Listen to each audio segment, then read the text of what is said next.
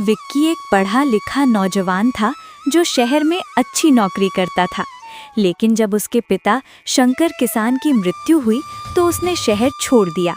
वो वापस गांव आया तो देखा कि उसके पिता पर बहुत कर्ज था और उसकी जमीन बंजर होने की कगार पर थी। गांव का साहूकार लाला शिवम खड़क सिंह अपनी जीप से आता है। अरे विक्की बाबू, सुना है शहर की नौकरी छोड़ आए हो। ये हल चलाना तुम्हारे बस की बात नहीं। अंगूठा लगाओ और ये जमीन मुझे बेच दो। विक्की शांत रहकर कहता है, लाला, मेरे पिता ने इस मिट्टी में अपना खून पसीना बहाया है, इसे मैं बिकने नहीं दूंगा। विक्की ने देखा कि गांव में पानी की बहुत कमी है। उसने अपनी बची कुची जमा पूंजी से ड्रिप इरिगेशन यानी बूंद बूंद सिंचाई की तकनीक अपनाने का फैसला किया। गांव वाले उसका मजाक उड़ाते। देखो, शहर से पढ़कर आया है और अब पाइप बिछाकर खेती करेगा। खेती तो बादलों के भरोसे होती है। विक्की दिन रात एक कर देता। वो खुद गड्ढे खोदता, पाइप जोड़ता। जब सब सो जाते तो वो टॉर्च की रोशनी में मिट्टी की जांच करता। उसने केमिकल खाद की जगह जैविक खाद बनाना शुरू किया। तभी मौसम ने करवट ली। उस साल बेमौसम भारी बारिश और ओले गिरे। पूरे गांव की फसलें बर्बाद हो गईं।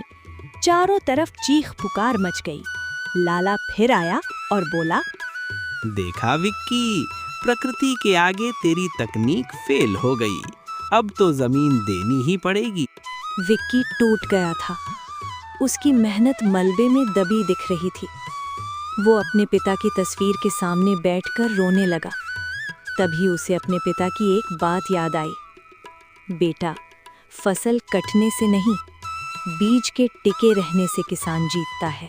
बारिश थमी। विक्की जब अपने खेत पहुंचा तो उसने देखा कि उसकी ड्रिप तकनीक और सही जल निकासी यानी ड्रेनेज की वजह से उसके खेत में पानी नहीं भरा था, जबकि दूसरों के खेत तालाब बन चुके थे। उसकी फसल सुरक्षित थी। इतना ही नहीं, उसने जो औषधीय पौधे लगाए थे उनकी मांग शहर की कंपनियों में बहुत ज्यादा थी। विक्की ने अपनी फसल बेची और न केवल अपना कर्ज चुकाया बल्कि गांव के उन किसानों की भी मदद की जिनकी फसलें बर्बाद हो गई थी। उसने गांव में एक छोटा सा ट्रेनिंग सेंटर खोला ताकि दूसरे किसान भी स्मार्ट खेती सीख सकें। कहानी के अंत में वही साहूकार शिवम लाला विक्की के पास आता है, लेकिन इस बार जमीन मांगने नहीं बल्कि ये पूछने कि बेटा, मेरे खेत में भी ये पाइप लगवा देगा क्या?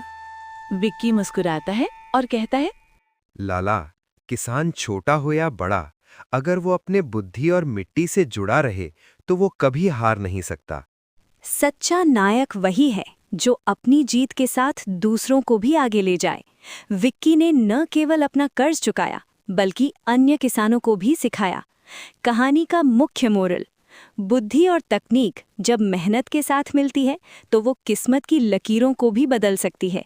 ज्ञान वही है जो समस्याओं का समाधान निकाले, न कि उनसे हार मान ले। और कहानियाँ अच्छा लगे तो लाइक और सब्सक्राइब जरूर करें।